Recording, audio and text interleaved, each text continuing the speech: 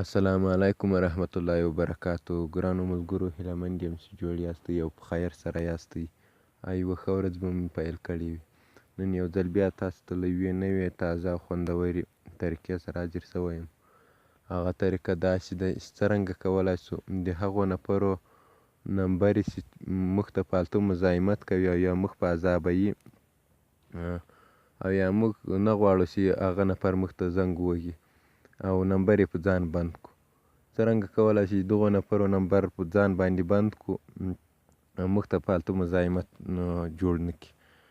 اول به راسئ دغه ته پن ته، دغه ډایلر ته به نه ورځئ، دلته کنټاکټ ته به راسئ. کنټاکټ ته چې رالاستئ دغه مور باندې به کلیک وکړئ. دغه مور دلته به دا سیټینګ باندې کلیک پسې وکړئ.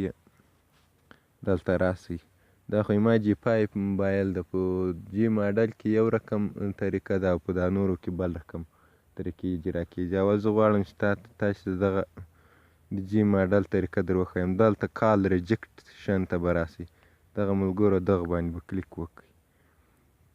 هغه که غواړئ چې په اټومیټیک ډول ریجکټ شي، هغه به دغه اټو ریجکټ لیست دغه باندې به کلیک وکړئ. که په نمبرو کې و، ټلیفون په نمبرو کې دا کنټاکټ به ووهئ دغه، او که په نمبرو کې نه و بیا به دا بل لاګ ووهئ. دغه فرض مثال ما دا یوه شمیره په ریجکټ لیست کې شامله کړې ده. دغه اوس زه غواړم چې دغه نمبر نور تاسو ته کې واچوم. ودرېږه 094416801. اوس زه غواړم دا نمبر کې شامل کړم. دا جمع نشان وینئ ملګرو، دا به دی ووهئ. بس دا شمیره م کې ولوېده.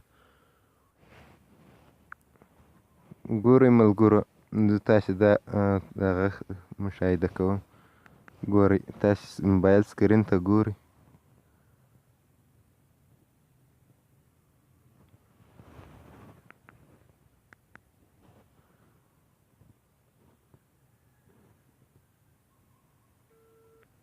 وینې د وصل کولو توان نه لري. وینئ ملګرو، دغسې بې په ځان باندې بند کړئ. او هیله ده چې ویډیو مو د خوښې وړ ګرځېدلې او زموږ چینل در سره سبسکرایب